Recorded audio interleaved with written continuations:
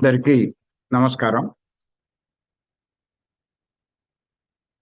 కార్యక్రమం ప్రారంభించే ముందు గురువుగారు బ్రహ్మర్షి పత్రి గారికి ఒకసారి మనం ధన్యవాదాలు చెప్పుకుందాం.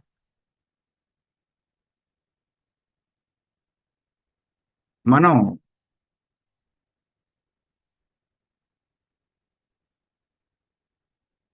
16వ ఎపిసోడ్ చెప్పుకుంటున్నాం బుద్ధుడి బోధనలో.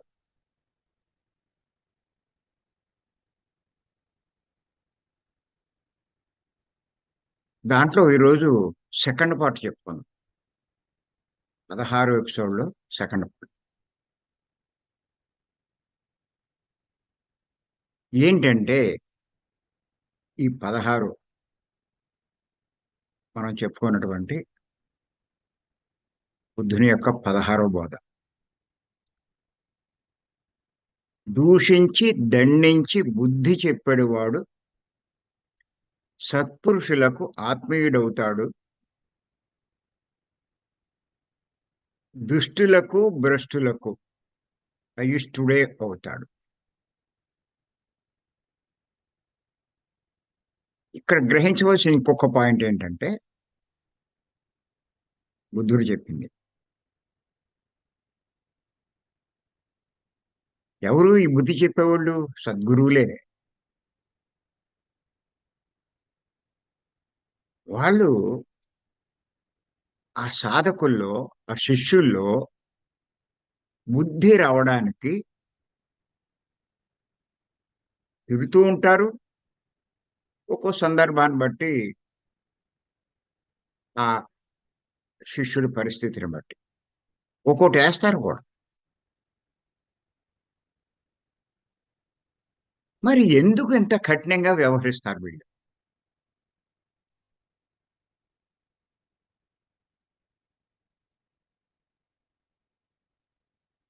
ఎందుకు ఇంత కఠినంగా వ్యవహరిస్తారంటే వారిలో బుద్ధి రావడానికండి. గుర్తుపెట్టుకోండి ఇక్కడ.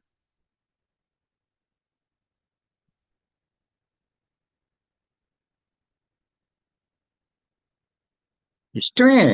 శిష్యుడంటే గురువుకి ఇష్టమే. కానీ ఎందుకు తిడుతూ ఉంటాడు?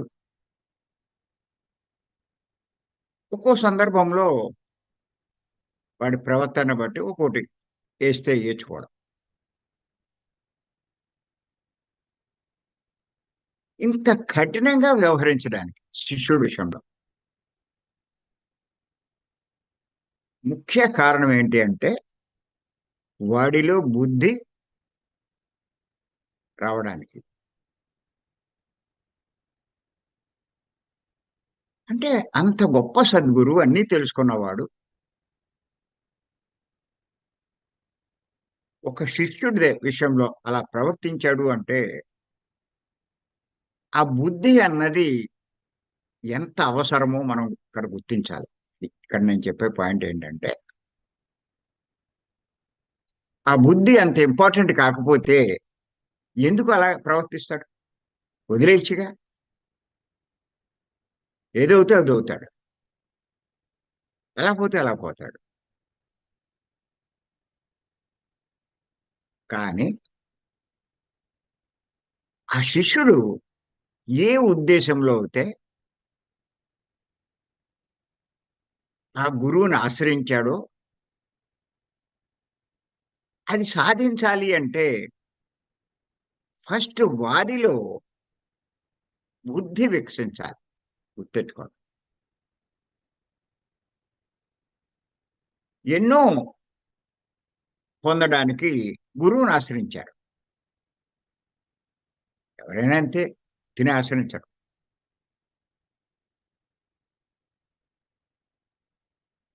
కష్టాల కోసం పోవాలని, ఇంకా రోగాలను ఎటువంటివి ఉంటాయి. కొంతమంది ఆశ్రయిస్తారు గురువుల్ని. కోరికల కోసం కొంతమంది ఆశ్రయిస్తారు.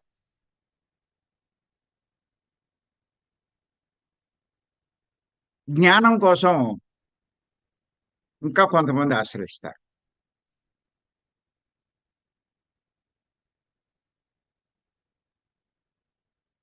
ఇలా రకరకాల కోరికలతో మోక్షం కోసం ఇంకా కొంతమంది ఆశ్రయిస్తారు. రకరకాల కారణాలతో ఆ గురువుని ఆశ్రయిస్తారు. కానీ ఏ కారణంతో గురువుని ఆశ్రయించినా మానవుడికి, ఆ శిష్యుడికి కావాల్సింది బుద్ధి ముందు. ఫస్ట్ వాడనుకున్నది సాధించాలి అంటే ఫస్ట్ బుద్ధి సంపాదించుకోవాలి. అందుకే గురువు దాని మీద ఎక్కువ దృష్టి పెడతా ఉంటాడు.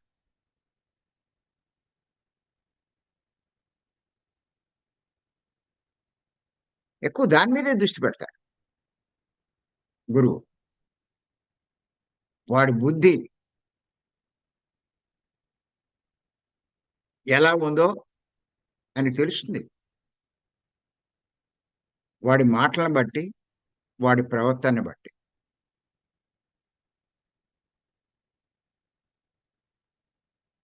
ఒక్కసారే గట్టిగా వ్యవహరించడండి. చూస్తాడు.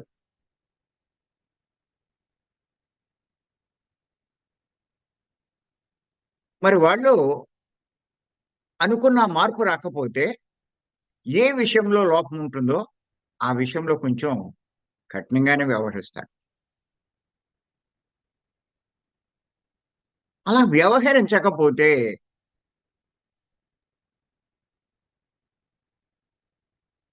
ఆ శిష్యుడికి ఆ బుద్ధి రాదు. ఆ బుద్ధి రాకపోతే వాడు అనుకున్నది సాధించలేడు.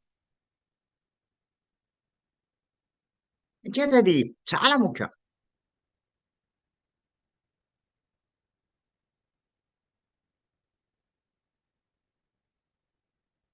ఇది నేను పత్రిక దగ్గర నేర్చుకున్నాను. నా మాటల్లో తేడా వచ్చినా, నా పనుల్లో తేడా వచ్చినా వెంటనే తిడతాడు.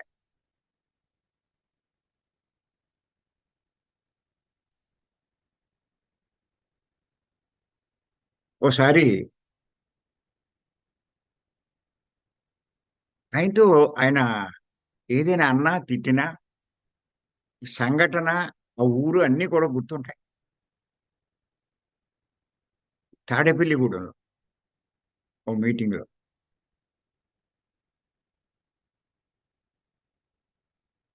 ఆయనను పక్కన కూర్చోబెట్టుకున్నారు. ఇంకా ఎవరెవరో వస్తున్నారు. వస్తూ ఉంటే ఆయనేమన్నాడంటే, నన్ను ఆ పక్కకెళ్ళమన్నారు. నేను ఎడమ వైపు కూర్చుంటే, ఆయన ఆ పక్కకి రా, ఇటు పక్క రా అన్నాడు. అప్పుడు నేనేం చేశానంటే, పత్రియార్ ఎద దగ్గర నుంచి, ఆ టేబుల్‌కి, పత్రియార్ కాళ్ళకి మధ్యలో ఉన్న ఖాళీలోంచి ఆ పక్కకెళ్ళడానికి ప్రయత్నం చేశా.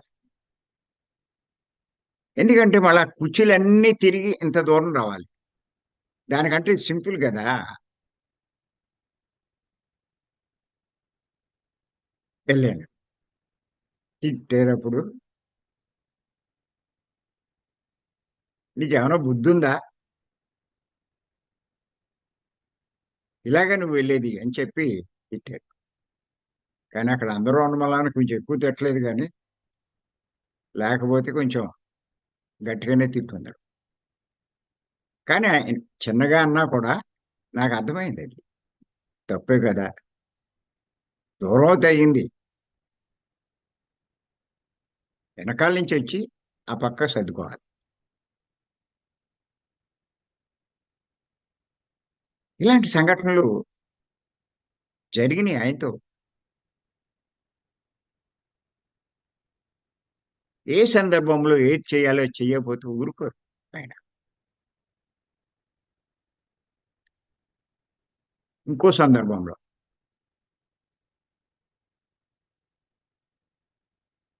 భోజనాలయి అవుతున్నాయి. నేను కూడా పట్టుకొచ్చి వడ్డిస్తున్నా.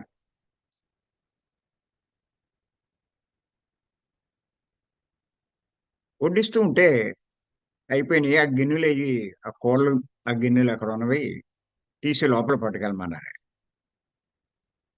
పట్టుకెళ్ళమంటే నేను 2, 2 గిన్నెలు, 3 గిన్నెలు ఒకసారి పట్టుకెళ్ళడానికి ప్రయత్నం చేశాను.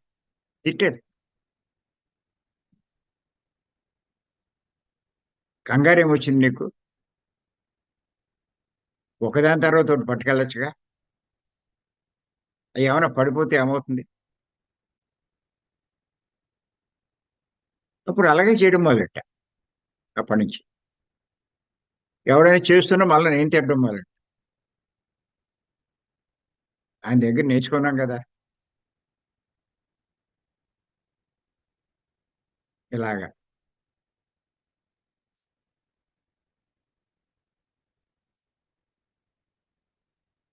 నెయ్యి వడ్డిస్తూ ఉంటే ఒక గిన్నెలో ఈ స్పూన్‌తో వడ్డిస్తాం. ఇలా తీసి అలా పోస్తూ ఉంటే తిట్టారు మళ్ళా. నెయ్యి వడ్డిస్తుంటే తిడతారేంటి? చెప్పారాయన. ఆ గిన్నె తీసినప్పుడు ఆ స్పూన్ ఒకసారి అక్కడ గిన్నెకి రాయాలి. రాస్తే దానికి అంటుకున్న నూనె నెయ్యంతా ఆ గిన్నెలో ఉండిపోతుంది. అప్పుడు ఏసినా కూడా మధ్యలో ఎక్కడ కారదు. కాకపోతే ఇలా తీసి అలా ఏస్తే మధ్యలో ఎక్కడో కారి చిరాగ్గా తయారవుతుంది. అలా ఏది వడ్డించినా అంతే. అంటే అంత చిన్న విషయాల కాడ్నించి ఆయన నేర్పుతారు. విషయం చిన్నదే. అదేం పెద్ద ప్రమాదం కాదు. అయినా తిట్లు పడతాయి. కారణం ఏంటంటే మన ప్రవర్తన.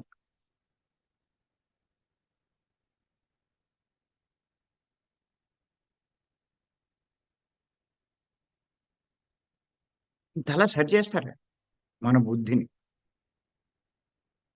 బుద్ధున్నవాడు అలా చేయడు. తెలుస్తుంది. ఆ పని చేయడం వల్ల ఏదో చెడ్డ జరుగుతుందక్కడ. నష్టం జరుగుతుంది. బుద్ధి లేనివాడు అయన్నీ ఆలోచించడు. అయిపోయాక అప్పుడు అయ్యో! అంటాడు. బుద్ధున్నవాడు ముందే తెలుసుకుంటాడు. అలా 1 కాదు, 2 కాదండి. ఎన్నో నేర్చుకున్నాను ఆయన దగ్గర.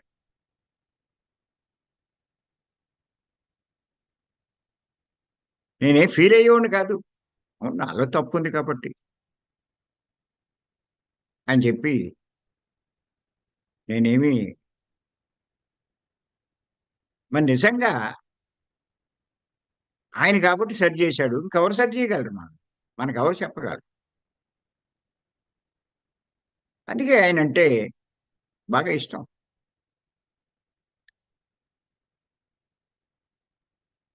మేడమ్ అంటారు, "మీరెవ్వరికీ భయపడరు, దడవరు. ఒక్క పత్రి గారికి దడుస్తారంట." మరి నన్ను సరి చేసింది ఆయనే. నన్ను ఈ స్థాయికి తీసుకొచ్చింది ఆయనే. ఇంకెవడు చెప్పాడు మాకు ఈ సలహా? అంచేతే ఆయనంటే అంత గౌరవం. గౌరవం ఉన్న వాళ్ళకి మీదే ఉన్న వాళ్ళకే భయపడతారండి ఎవరైనా. గౌరవం లేతే భయపడరు. అంచేత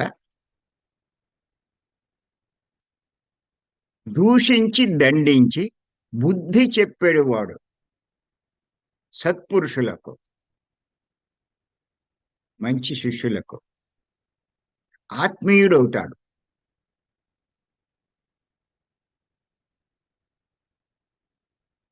దుష్టులకు, భ్రష్టులకు అయిష్టుడే అవుతాడు.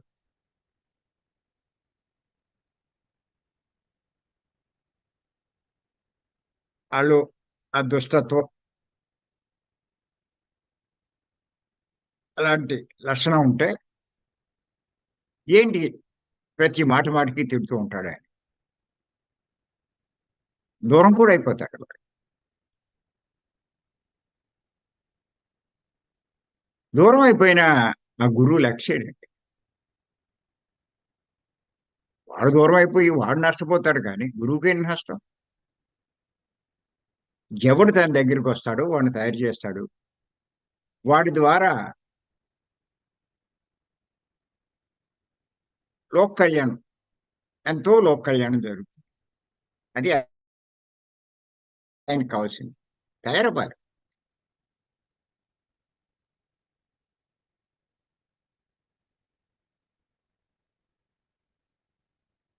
అంచేత ఇక్కడ బుద్ధి అన్నది చాలా చాలా ముఖ్యమైనదనేది మనం అర్థం చేసుకోవాలి. ఇది ఊరికే ఉపమానం చదివేసి బుద్ధి చెప్పేవాడు అని దాన్ని వదిలేస్తే కాదు. ఇక్కడ బుద్ధి యొక్క ఇంపార్టెన్స్ ఎంతుందో అది ప్రతి ఒక్కరు గ్రహించాలనే అంత ఫోకస్ చేస్తున్నాను ఆ పాయింట్ మీద. నేను మామూలుగా కూడా చెప్తూ ఉంటాను నేను. బుద్ధి, బుద్ధి సంపాదించండి. మొట్టమొదట మనం చేయవలసిన పని బుద్ధి అని చెప్తూ ఉంటాను నేను.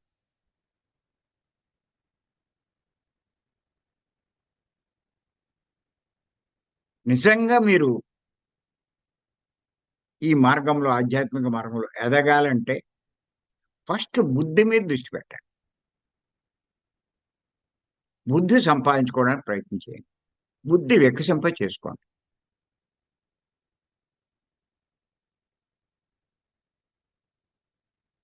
ఎంత తొందరగా ఎదుగుతారో మీరు చూసుకోండి. ఏదో చేసేసే మొక్కుబడిగా అంటే లాభంలా.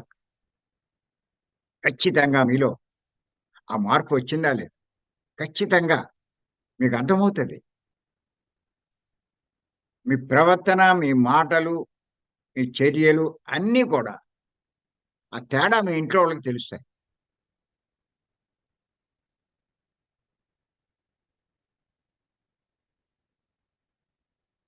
మీరు బుద్ధి పెంచుకుంటే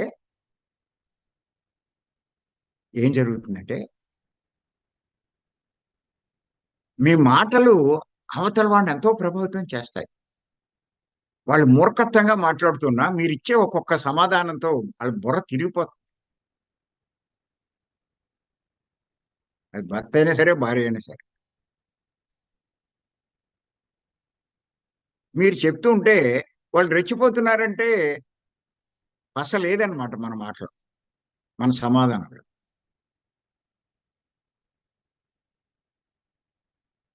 ఇది బాగా గుర్తుపెట్టుకోండి. నేను అదే చెప్తూ ఉంటాను నేను.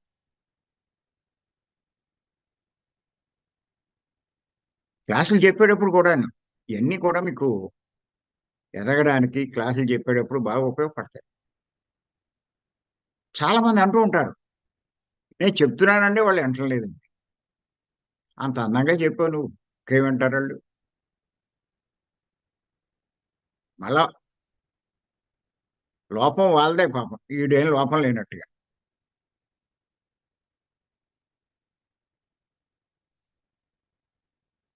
వాడికి అర్థమయ్యే రీతిలో చెప్పాలి.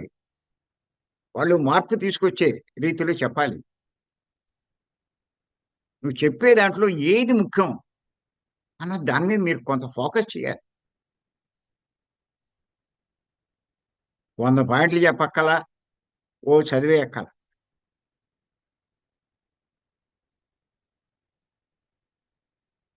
అప్పుడు వాళ్ళు కూడా అవును కరెక్టే.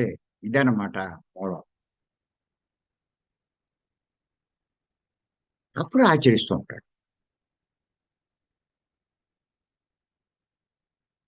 మరి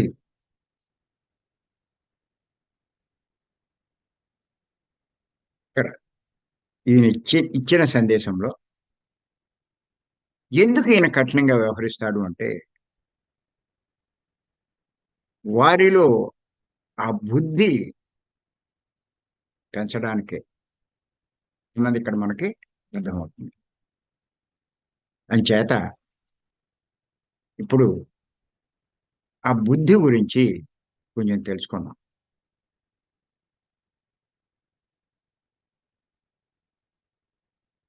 మనమంతా మానవులం. మానవుడు అంటే శరీరం ఒక్కటే కాదు, శరీరంతో పాటు మనసు, ఆత్మ కూడా ఉన్నాయి. వీటిలో మనసుదే కీలక పాత్ర. దానికి కారణం ఏంటంటే, మనసును బట్టే శరీరం పనిచేస్తుంది. మనసు ఏది చెప్తే శరీరము, ఇంద్రియాలు అదే చేస్తాయి.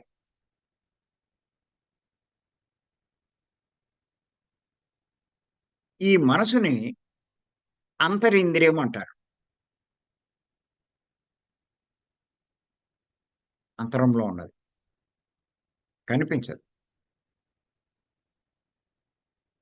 ఇది 4 భాగాలు. ఒకటి మనస్సు, 2 బుద్ధి,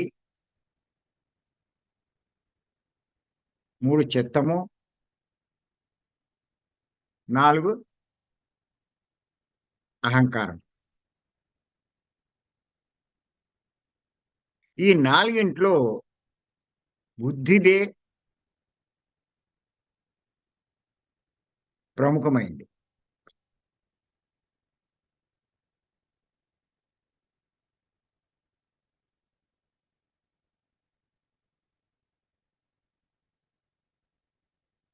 ఎందుచేతనంటే మనసు ఎప్పుడు కూడా సంకల్ప వికల్పాలు చేస్తూ ఉంటుంది.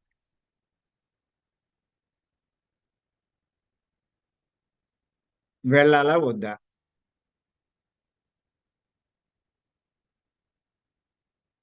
ఒకటో తారీఖొస్తుంది. వెళ్ళాలా? వద్దా? ఖాళీగా ఉంది. పుస్తకం చదవాలా? వద్దా? టీవీ చూడాలా? వద్దా? ఇలా ప్రతీదీ అది తినాలా? వద్దా? పార్టీకెళ్లారు. ఇక్కడేమో ఇన్నారు. అయి మనకనవసరం అని. ఎళ్ళాక అక్కడ డౌటొస్తది. తినాలా? వద్దా? తినాలా? వద్దా? ఊగిసలాడుతూ ఉంటుంది మనసు. కానీ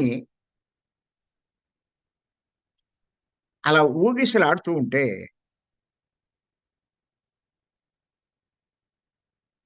బుద్ధి ఒక డెసిషన్ తీసుకుంటుంది. ఒక నిర్ణయం చేస్తుంది. ఆ పార్టీలో తిందాము అని బుద్ధి నిర్ణయిస్తే మీరు తింటారు. వద్దు మనకొద్దు. ఎన్నాం ఇంకెంద ఎందుకొచ్చింది రిస్కు? మన శక్తి ఎందుకు పోగొట్టుకోవాలి? ఇంత కష్టపడి సంపాదించింది. వద్దు అని బుద్ధి నిర్ణయిస్తే ఆ ప్రకారమే మానవుడు ప్రవర్తిస్తాడు.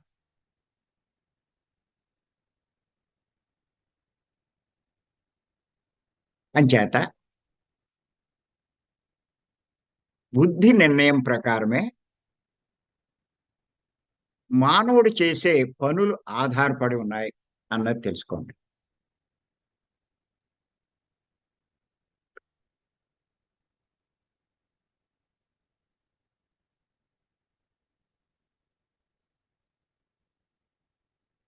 బుద్ధి మంచిగా నడిపిస్తే శరీరం మంచి పనులు చేస్తుంది. అంటే మంచి నిర్ణయం తీసుకుంటే మంచి పనులు చేస్తుంది. చెడు నిర్ణయం తీసుకుంటే చెడు పనులు చేస్తుంది.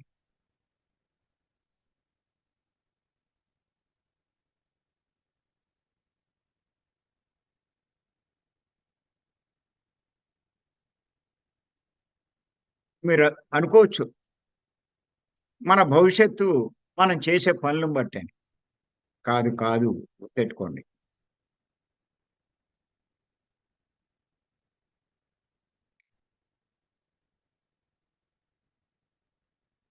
చేత మీ భవిష్యత్తు బుద్ధిని బట్టే ఆధారపడింది.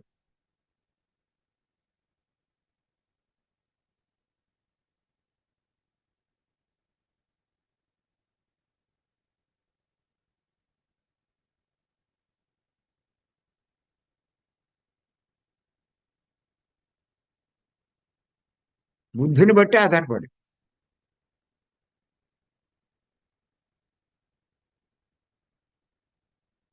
మంచి పనులు చేయాలి, మంచి పనులు చేయాలనుకుంటారు. మీరు మంచి బుద్ధి తయారు చేసుకోండి.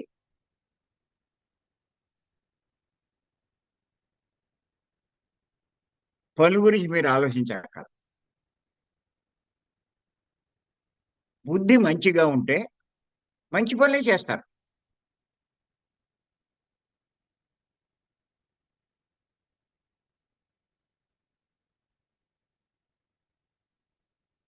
మరి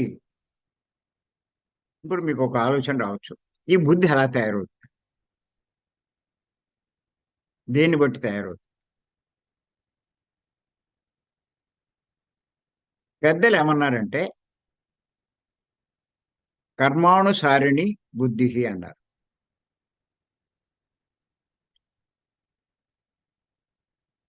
అంటే మానవుడు గత జన్మల్లో కానీ, ఈ జన్మల్లో కానీ చేసే కర్మల్ని బట్టి అతని బుద్ధి ఆధారపడి ఉంటుంది.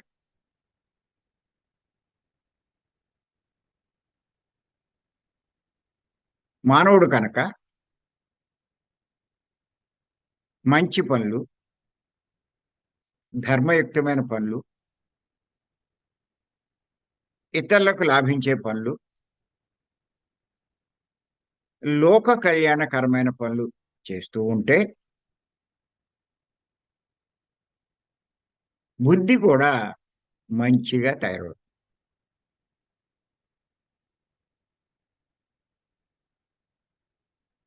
అలాంటి బుద్ధిని శుద్ధ బుద్ధి అంటారు.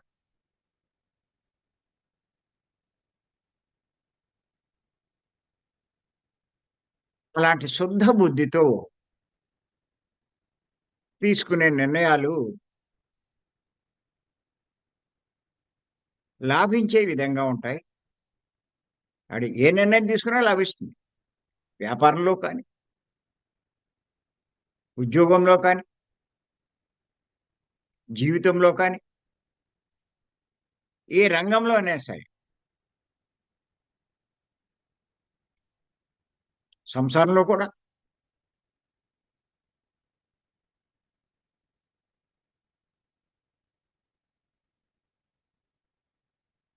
శుద్ధ బుద్ధితో నిర్ణయం తీసుకుంటే లాభించే విధంగా ఉంటాయి. వాళ్ళు సుఖశాంతులతో జీవిస్తారు.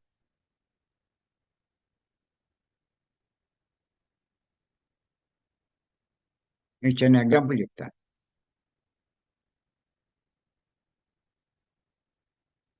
వాళ్ళ అమ్మాయికి వివాహం చేశారు. బాగా ఆలోచించి చేశారు. అందరిని ఎంక్వైరీ చేశారు కూడా.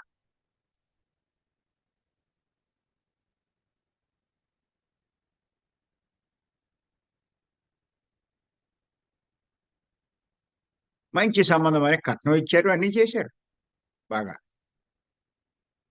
కానీ వాడు శాడిస్ట్ అయ్యాడు. ఇంక వాడికి నిద్ర పట్టదు.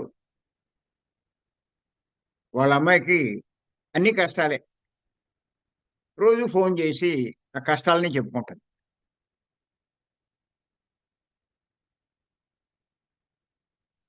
వీళ్ళు బాధపడతారు. అనవసరంగా ఈడికిచ్చాం. ఇంకో సంబంధం విషయం దానికిచ్చినా బావుండు అనుకుంటారు. కానీ మరి నిర్ణయించుకున్నది వీళ్ళే. వాడికివ్వాలని నిర్ణయించుకున్నది వీడే. వీళ్ళే.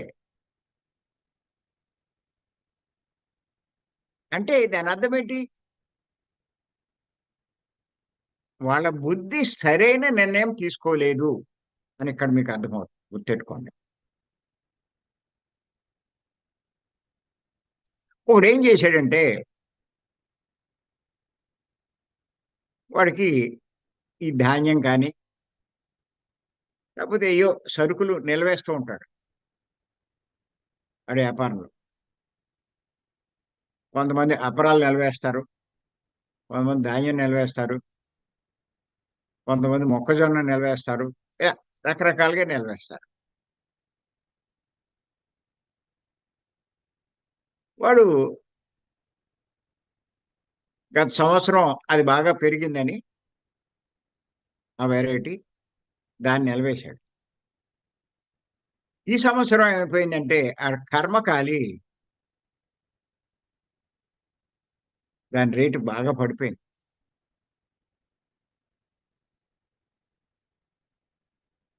విపరీతంగా దుఃఖిస్తాడు. నాకెంతో నష్టం వచ్చిందని చెప్పి.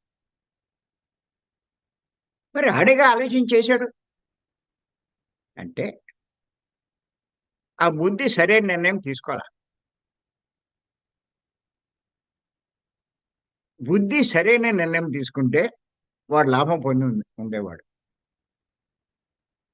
అలా కొంతమంది ఉద్యోగాల్లో జాయిన్ అవుతుంటారు. రెండో, మూడో ఒక్కోసారి వస్తాయి ఆఫర్‌లు. కింద మీద పడి ఒకటి సెలెక్ట్ చేస్తారు. తర్వాత ఏడ్చేవాళ్ళున్నారు. తర్వాత సంతోషించేవాళ్ళు. అందులో జాయిన్ అయ్యాడు. జీతం బావుందని జాయిన్ అయ్యాను. నరకం చూపిస్తున్నారాళ్ళు అని చెప్పి అనుకునేవాళ్ళు కొంతమందుంటారు. ఇలాగా మనం జీవితంలో పొందే రిజల్ట్‌లు, ఫలితాలు బుద్ధి నిర్ణయాన్ని బట్టే ఉంటాయి.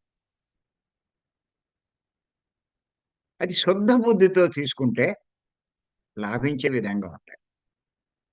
వాళ్ళు సుఖశాంతులతో జీవిస్తూ ఉంటారు. అలాగే మానవుడు కనుక చెడు పనులు, పాపపు పనులు, అధర్మయుక్తమైన పనులు అంటే ఇతరులకు నష్టం కలిగించే పనులు,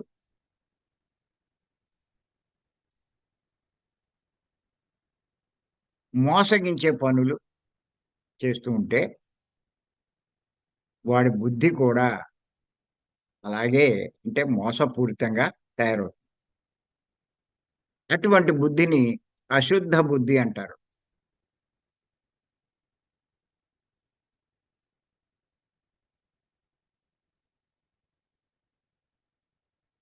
ఇటువంటి బుద్ధి తీసుకునే నిర్ణయాల వల్ల వాళ్ళు ఖచ్చితంగా నష్టపోతారు. కష్టాల పాలవుతారు.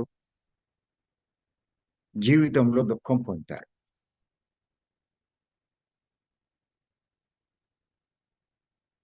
కానీ పత్రి గారు మనకు చెప్పిందేంటంటే, ఏ మానవుడైతే తీవ్ర ధ్యాన సాధన చేస్తాడో, సాత్వికమైన శాకాహారం తీసుకుంటాడో,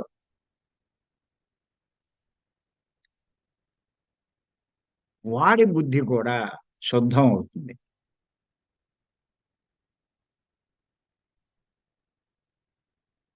ఇటువంటి వారికి బుద్ధి వికసించింది అంటారు.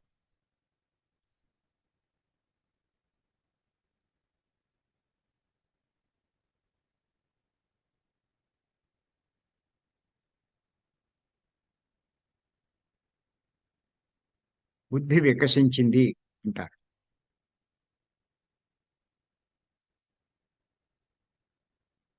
అలా వికసించిన బుద్ధి కలవారు మంచి పనులు చేస్తారు. మంచిగా ఆలోచిస్తారు. మంచి నిర్ణయాలు తీసుకుంటారు. అన్నీ గ్రహించే శక్తి వాళ్ళకి బాగా ఉంటుంది. అటువంటి బుద్ధి బాగా ఆలోచిస్తుంది, పాపాలు చేయించదు.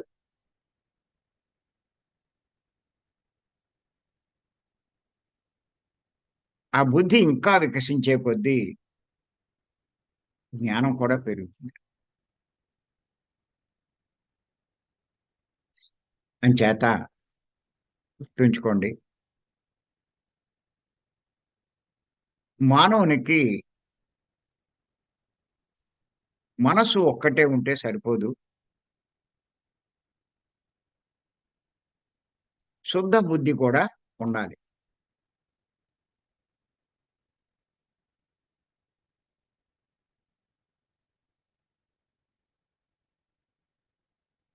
చేత రేపు మనం ఏం చేద్దామంటే, మనసు ఉంటే ఏంటి, ఏమవుతుంది? శుద్ధ బుద్ధి ఉంటే ఏమవుతుంది? ఈ తేడాలు తెలుసుకోండి.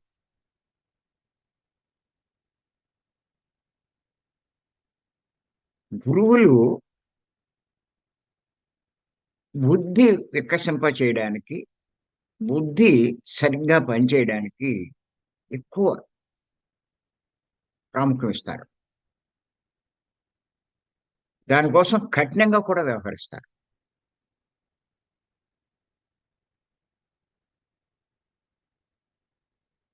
ఎందుకంటే నేను చూస్తున్నాను చాలామంది రాగలిగి ఎగ్గొడతారు. మొన్నొచ్చాం కదా!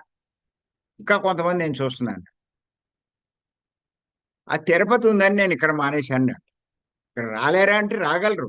కానీ ఆ బుద్ధి అంత మటుకే పనిచేసింది.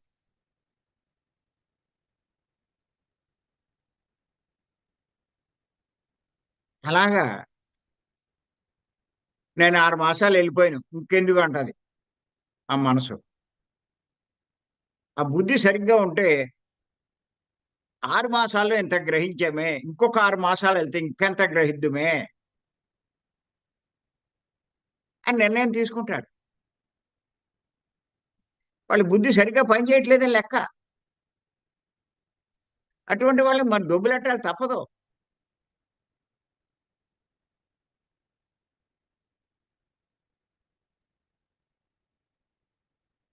అంచేత మీరు నష్టపోతున్న సంగతి మీకే తెలీదు. ఎంత నష్టపోతున్నారో.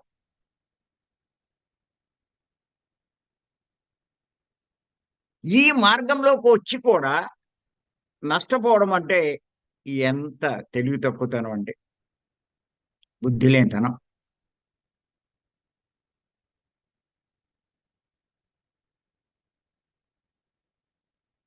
చేత రేపు తెలుసుకుందాం. మనసు గురించి, మనసుంటే ఎలా ఉంటుంది? బుద్ధి ఉంటే, ఆ శుద్ధ బుద్ధి ఉంటే జీవితం ఎలా ఉంటుంది? ఆ విషయాలు రేపు తెలుసుకుందాం. Thank you.